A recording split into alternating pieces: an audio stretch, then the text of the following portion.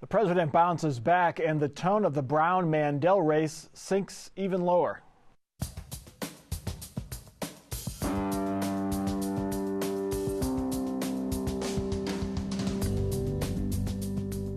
From the Battelle studio at WOSU at COSI, this is Columbus on the Record. Joining Mike Thompson this week, Bill Cohen, State House correspondent for Ohio Public Radio. Reginald Fields, Columbus Bureau Chief, the Cleveland Plain Dealer. Terry Casey, Republican strategist, and Janetta King of Innovation Ohio. Here in Ohio, the first presidential debate cut President Obama's 8-point lead in half. Democrats feared, and Republicans hoped, another poor performance by the president would tip Ohio in Mitt Romney's favor. While his margin of victory was not as large as Romney's was in the first debate, most believe the president won round two. Some of the issues debated were the same as the first debate, but others got more play, including this one, which is of major importance to Ohio voters. And I know he keeps saying, you wanted to take Detroit bankrupt. Well, the president took Detroit bankrupt. You took General Motors bankrupt. You took Chrysler bankrupt. So when you say that I wanted to take the auto industry bankrupt, you actually did. And I think it's important to know that that was a process that was necessary to get those companies back on their feet so they could start hiring more people. That was precisely what I recommended and ultimately what happened. Let me give the president a chance to go ahead. Candy, what Governor Romney said just isn't true. He wanted to take them into bankruptcy without providing them any way to stay open. And we would have lost 1 million jobs. And that, don't take my word for it, take the executives at GM and Chrysler, some of whom were Republicans, may even support Governor Romney. But they'll tell you his prescription wasn't going to work. Bill Cohen, that the auto bailout / rescue hardly got a mention in the first debate. A lot of play in the second debate, but does Mitt Romney's defense of his position, is it effective, do you think? I think it's a tough sell because it's kind of a theoretical argument. His option wasn't taken. He's kind of arguing a nuance that I just think it's hard to sell voters who are looking for a pretty simple narrative. And the Democrats' narrative is simple. Romney opposed the bailout. Obama backed it. It happened. And Ohio jobs, auto industry jobs, were saved. Actually, from a legal sense, and the problem is it's technical and legal, there's different chapters of bankruptcy, but bankruptcy in many cases is another form of reorganization where you shed some assets, some liabilities, some contracts, and it comes out in a little different form, but it keeps operating while it's going through the organization. But you need capital to pull yourself out of bankruptcy, something that wasn't available when these. Well, that's kind of the revisionist history right now. Capital would have been available. 2008, there was a lot of capital around. Well, we had the Federal Reserve was dishing it out in barrelfuls, so it could have been done, but it required federal law, required some legal things. But bankruptcy, reorganization, they're basically one and the same. And I think if from the beginning he had articulated that point better, because remember, under the GM and the Chrysler reorganization, lots of dealerships, lots of plants, including in Ohio, a lot of Delphi employees got screwed in the Warren area and the Dayton area. What Mitt Romney was proposing there was not an option in 2008. There wasn't that access to private capital. And I don't know what it's going to take to put this issue to bed, but the CEOs of our auto companies now are even saying that absolutely needed to happen. And we are seeing the numbers that we're seeing today because of that auto rescue. Without this political debate, this wouldn't even be a question because the numbers are so clear. And the people who experienced it say that it's not even a question. Reggie, we saw President Obama in that clip say, Governor Romney, what he said is simply not true. I don't think he ever said that in the first debate. Did that carry some weight now? Well, just not on that clip alone, but I think during the entire debate, it was fairly contentious on both sides of these two going after each other. And what I took away from that was no one seemed to be too concerned. President Obama, I think, was too reserved in the first debate in terms of trying to maybe appeal to the independent, undecided voters. What we saw this time around in the second debate were just two guys who were just kind of going after one another, not so concerned about whether or not they were going to appeal to those in the middle, but trying to once again raise the enthusiasm level of their own bases, especially for the Democrats, because Obama kind of slept through that first debate. It's still early, but let's take a look at the polling numbers. These numbers are There are so many polls out there right now. We're going to go with the Real Clear Politics average at this point, and we see that the president has a 2 to 2.5 point lead over Mitt Romney here in Ohio. It's sort of leveled off. He did have at one point an 8-point lead in some of the polls. Does this debate swing it back towards the president's way? I think the poll that merits the most attention is the Gallup poll. First of all, they're well respected, but they've shifted wrong a lot too, Terry. Well, but what they've done, and this is what most of the political insiders on both sides do, you don't want to have a polling sample. It's just the general population or matched to the census. But Gallup, like most other good ones, they look at likely voters, and they have a variety of tests and a variety of ways to measure that.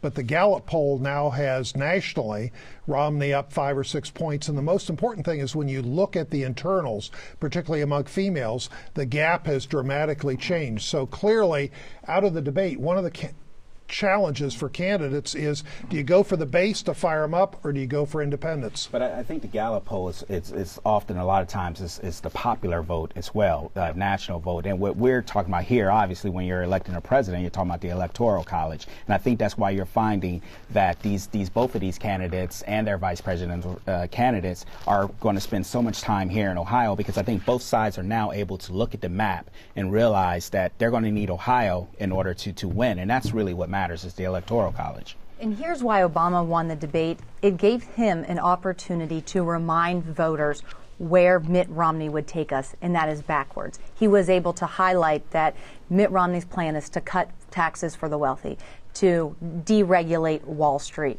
all of those things that got us into the current mess, and voters have a real problem with going backwards. But the president did not lay out his plan. He says this isn't where we want to go, but he was very vague, if not avoiding the issue altogether, about what his plan is. What's his plan for Medicare? And part of the Obama problem is he really doesn't offer anything for the future other than more of the same. And just attacking your opponent. One of the things out of the debate, one of the reasons why Romney has been moving up, is people are seeing him, aside from the attack commercials from Obama and Democrats, and they're seeing, hey, he's a fairly reasonable guy. He's intelligent. He's articulate. That makes a difference when people see him that way in debates. So now, does the president have to, in the next debate or in the next couple of weeks, lay out more of a plan? He has a plan, and he is not laying it out just in this debate. He has been laying it out for months. He has a jobs plan that he introduced more than a year ago. And the problem is the Republican-controlled Congress will not give that jobs plan the light of day. But you can go on his website, and you can see not only his jobs plan, but you can see how he's going to balance the budget in a very specific way with credibility that Romney doesn't have on this issue. Speaking of jobs, Bill Cohen? Well, this next debate, the next and final one, is on foreign policy. Yep. You'd think Obama would have the advantage because he, of course, gets all these secret briefings from the CIA. Plus, he can say, look, in 2008, you elected me to do two things on the foreign policy front. You wanted bin Laden dead, and you wanted an end to the Iraq War, and I did it. But, of course, the problem is that sets up higher expectations for Obama in this third debate. And if Romney does well, he may be declared the victor. Who knows? Right on this one. Well, I mean, I think one of the reasons why you saw the polls have had switched is because the Republicans began to focus squarely on the economy and jobs. And really, that's what it really comes down to, is what people believe or who they believe is going to do a better job on the economy, regardless if you have a D or an R behind your name. One reason why Mitt Romney is once again in the dead heat with the president is, as Terry mentioned, Romney has shrunk the gender gap, at least in some polls. Now, the polls have shown some widely differing results, some showing the president with a sizable lead still among women, others showing Romney basically tied. Now, here's a CNN poll. Now, this poll was before this week's debate. It shows President Obama with a 20-point lead among all women surveyed in Ohio. But if you look at only white women, Mitt Romney's gender gap shrinks considerably. He goes from a 20 or 22-point lead down to 6. That's the margin there between the president and Mitt Romney. Janetta King, is this not only going to come down to the women's vote in Ohio, but the white suburban women's vote? And how does President Obama stem that tide? Well, back to the last question of the debate, I think the debate was significant in terms of how women see these two candidates. And unfortunately for Mitt Romney, he really blew it with women. And I'm not going to be talking about binders. I don't want to talk about that issue. I want to talk about something else, because this is what women heard when they were listening to this debate. They heard a very sincere question from a young woman who asked about equal pay, and what are these two candidates going to do? And they heard one respondent say, my very first bill that I ever signed was to make that right, and the Lilly Ledbetter Fair Pay Act. And then they heard another candidate refuse to speak to that issue. And Mitt Romney is going to need women. Women vote in larger numbers than men, and in the battleground states. So why is states. that gap shrinking, though? I mean, prior to the debate, I mean, his issues really his stances on abortion, on contraception, on other issues really haven't changed, but he was becoming more appealing to women. I think that I don't know if those numbers are before the debate. Before, yeah. I think after the debate, if that was happening, this debate absolutely changed things. Well, I'm going to differ, because you can say words, but when you look at Mitt Romney, part of his answer was not just my rhetoric, my talking, reading off of a teleprompter, but what he did as governor of Massachusetts in terms of the hirings and the pay. And if we had a media that really worked and did some investigative things, they would see that at the White House, the pay scale between men at the higher level versus women, and same thing on his Senate staff, men were paid much higher than women. And if reporters would go and dig and look at those things, they'd see that he's basically a hypocrite. But I don't think that women have warmed to Romney because of policy stands. I think it's just his image, especially in that first debate. He came off a lot more sincere than the wooden robotic image that we've had of him. And then there's a TV ad with Romney where he's just talking to the camera, and they did it all in one take. Well, at least there's no editing within it. They might have done 20 takes before they got this one. But he looks good, he looks sincere, he looks calm, he looks gentle, and I think those are things that women have liked. Reggie, Gallup says that the number one issue among women in this race is abortion. Does that surprise you, given the economy the way it is, and how few women, percentage-wise, are directly affected by the abortion issue while everyone's affected by the economy? It doesn't surprise me in a sense that, the abortion issue is a women's rights issue. And so because it's an issue of personal rights, that doesn't surprise me. I mean, if any individual, whether it's a women's issue, a men's issue, or if there's an ethnical issue or something like that, in terms of a right, if people feel like their rights, their personal rights are somehow being violated, then sure, it doesn't surprise me at all that maybe that would be a primary issue. And up until recently, that was all we were hearing in terms of the women's issue was, what Republicans across the state, certainly here in Ohio, have been trying to pass some bills earlier this year on women's reproductive rights issues, the heartbeat bill, different bills like that. And certainly, so it doesn't surprise me that issue was front and center. But I still think that, at the end of the day, it always comes back to your, at home and the economy and jobs and things like that. And I think maybe that's why we've seen the gap close just a little bit. And I'd agree with Reggie. I mean, the checkbook, in many cases, it's the women worrying about each week, each month, needing to pay the bills, how much money's in the checking account. And this economy, I mean, even Obama, he started out 2 straight years, Democrat Congress. He got everything he wanted, including the stimulus bill. Why is Mitt Romney running an abortion ad in Virginia now, then? If the economy is number one, I mean, the economy gets a mention in this ad, but he's worried about the abortion issue in Virginia. I haven't seen that ad, but I mean, the ad that I've seen, the one you sent out, involving women who worked for Mitt Romney in Massachusetts, and how, like his chief of staff, he was concerned about the work schedules because women have a different work schedule sometimes than men do. When Mitt Romney left the governor's office, there were fewer women in positions of power in the cabinet and in his staff than when he came into office. So, I mean, that's just a fact. But I also want to speak to this abortion issue. Mm-hmm. Similar to that issue is the contraception issue. And I think that women are really paying attention to that because maybe the abortion issue every day doesn't affect them. But this issue of contraception is significant. And when you have Mitt Romney on the record saying he supported this so-called Blunt Amendment, which said that employers can decide if contraception would be covered under their insurance plans, I think women have a real concern. And it is more symbolic. It is about our rights. And so I think when you are saying that women don't have those rights, that's significant. Let's get to our next topic. 3 weeks before the election, after 2 years of lawmaking, repeal efforts, directives, court challenges, appeals court rulings, after all that, Ohio's voting procedures are now set. They're not going to change, as far as we know. After his appeal to the U.S. Supreme Court was denied, Secretary of State Jon Husted scheduled statewide in-person voting the 3 days before the election.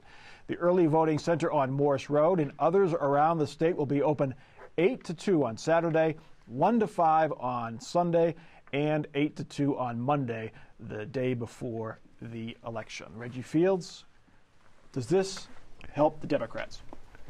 Sure. I mean, the Democrats are the ones who brought the lawsuit, so obviously they feel that it's something. It was actually the Obama campaign that brought the original lawsuit. And what we found or if you go back and look in 2008, what we found at our newspaper is you found that the heaviest voting in that final weekend, those last 3 days, was done in heavily Democratic areas such as Cuyahoga County. And so absolutely, that's what the Obama campaign saw before. I mean, he won Ohio narrowly in 2008, so presumably that was a boost for him then, and certainly they brought the lawsuit this time around to try to make sure it was open up, and they were successful. 9,000 votes cast in the last 3 days before the election here in Franklin County in 2008. So there were long lines. They kept open the Sunday before the election. They stayed open until 10 o'clock because there were 1,000 people in line at 5 o'clock. Well, but one of the what I call bait and switch deceptions, if you look at 08,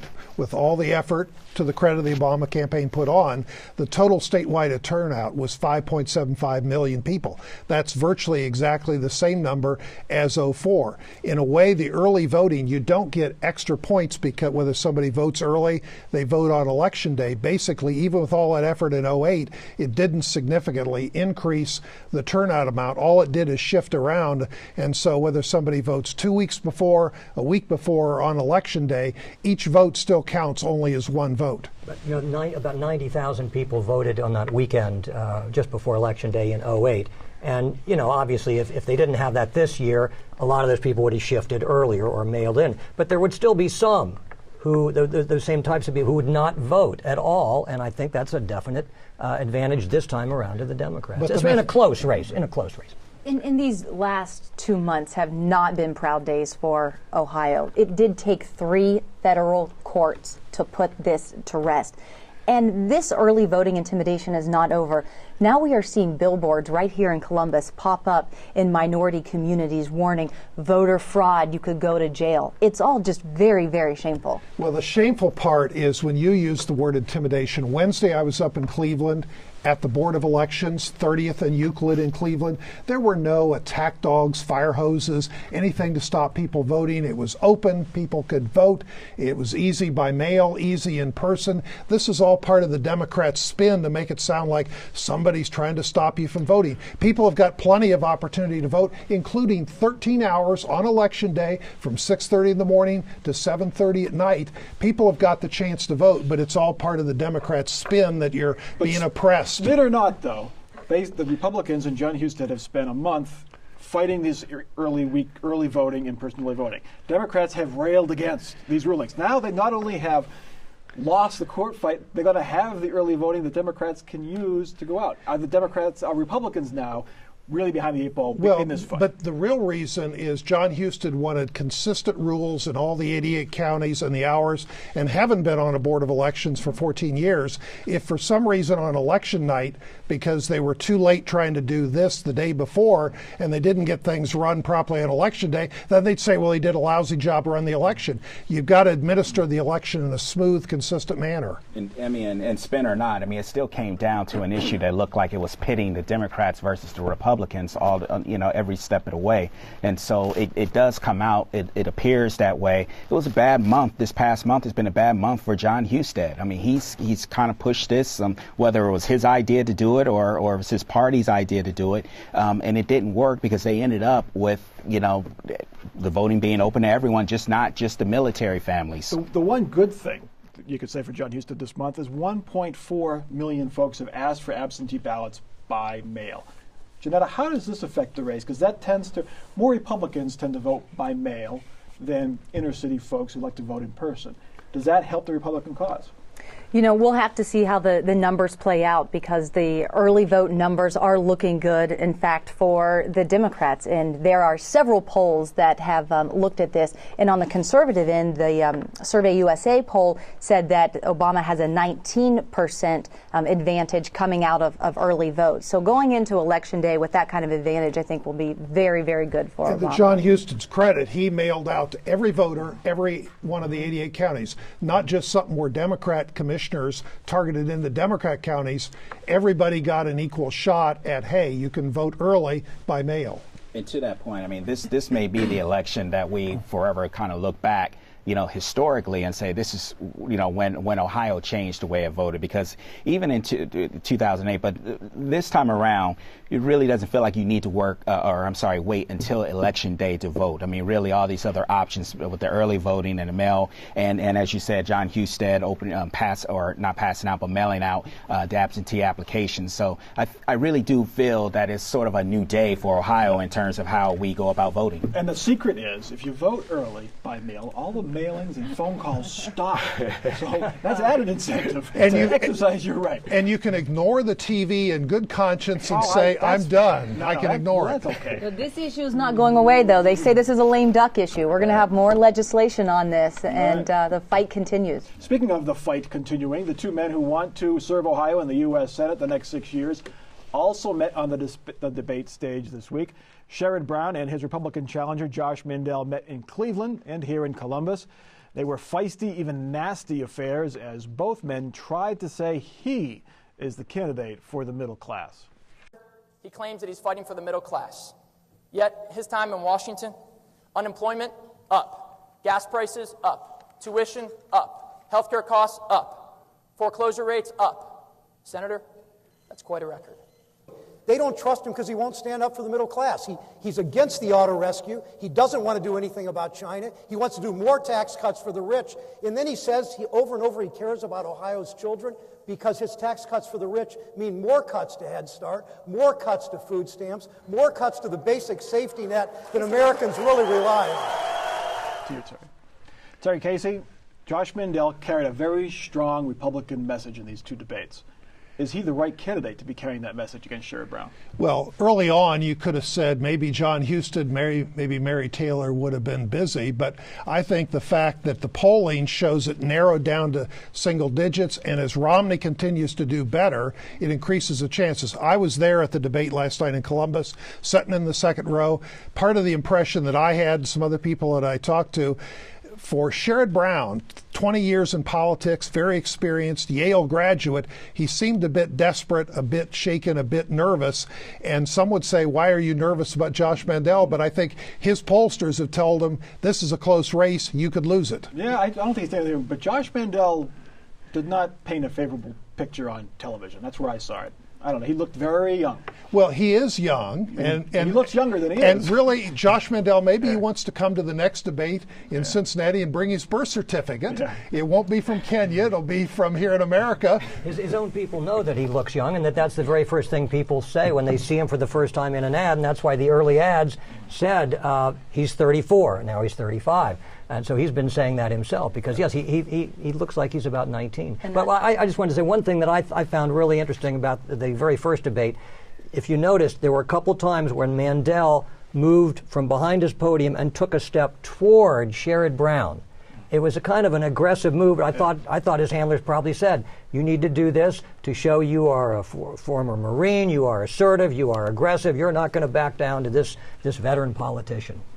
Well, I'm not going to hold anything against him on the youth front, but I will say some of the words that I heard are words like robotic coming off of this debate and how Josh Mandel represented himself. One of the things I was struck by is he said that he's going to go to Washington and maybe buck his party. You know, I'll do what I want to do.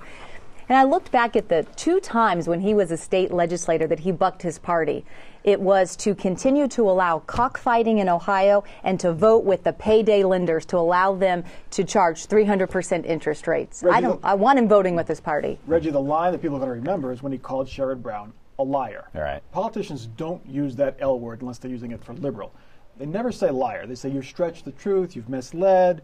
But he called him a liar almost to his face. He was looking at the camera instead of to his face, but he called him a liar. How's that going to play? And that struck me as well, and I was really surprised by that. He did that in the first debate as well. He said that you have lied to Ohioans, and the second debate he flat out called him a liar. And I don't know how that's going to play. I mean, certainly he wants to look more aggressive as to address the age issue that we've already talked about. But I've always felt that this race really is going to still be a coattails race, that it's going to really come down to how the president. Part of the frustration is on the plain dealer documented he didn't pay his taxes, but Sherrod's on TV saying, I had always paid him. He did get caught. Mandel's been caught many, many times as well. Let's put political ads can be misleading. Let's get to our off-the-record comments. Let's go with you, Janetta, first. I'm going to predict that the Obama ground game that they have been building up for 2 years is going to carry the day and put Obama over to this cycle. If the ground game was that good, it would have helped him in 2010. My prediction is issue 2. It won't be defeated by 69% plus, but with all the major newspapers in Ohio, most all of them being strongly against it, issue 2 is going to go down, sink bad. But I think they'll come back with a reform plan that will help get some bipartisanship, more balance, more fairness. That's the redistricting amendment, in case people have forgotten. Reggie.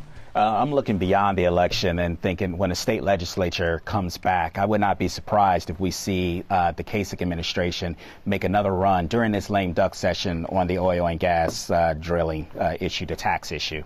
Okay. And Bill? Well, piggybacking on that, I was going to say if you're sick and tired of this debate over taxes, we're going to have another debate in Ohio starting January. But in addition to that, the fracking, Kasich is dead set on lowering the state income tax, and we're going to have Democrats howling it's going to only help the rich. It's going to be basically a repeat debate.